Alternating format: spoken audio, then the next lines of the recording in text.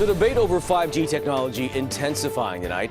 In 2017, Sacramento became one of the first cities in the nation to launch 5G high-speed internet service. But now some people say those radio signals are creating health hazards in their homes. CBS 13's Sharon Raget is live for us at City Hall, getting answers on what the city is doing to make sure the community is safe. Sharon.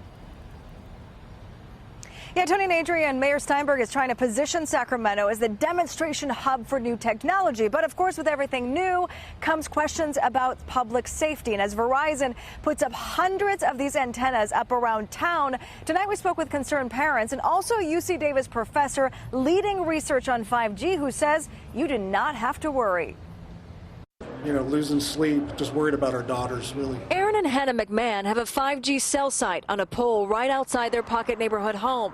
They're worried about cancer or other long-term health effects. They can't tell me that something that's new and relatively untested is going to be unharmful in 10 or 15 years. Sacramento was one of the first cities in the nation to get Verizon's 5G high-speed technology, but some say it was done with little debate over putting transmitters in neighborhoods. They got sold on flashy and new and smart city, and they didn't take the time to think of the people who were actually going to have to live through the testing. Unlike traditional cell phone transmitters, which are often on buildings or towers, 5G cell sites are placed on poles near homes and businesses. So the city commissioned an independent study led by UC Davis professor Gerald Bushberg. These are very low levels of exposure. He says the FCC sets guidelines for exposure to cell signals. The FCC is supposed to protect us, and we don't really feel like their guidelines protect us as is. But Professor Bushberg says that these Sacramento sites do not pose a health risk of any nature, that they tested well below the safety limits. In fact,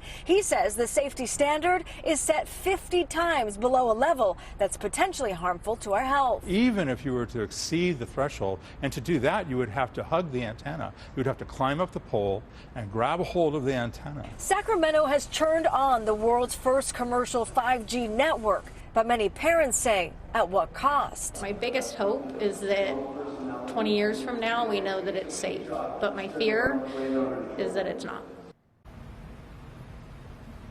Now, more than 600 of these antennas have already gone up, just a fraction of what actually they need to provide citywide support.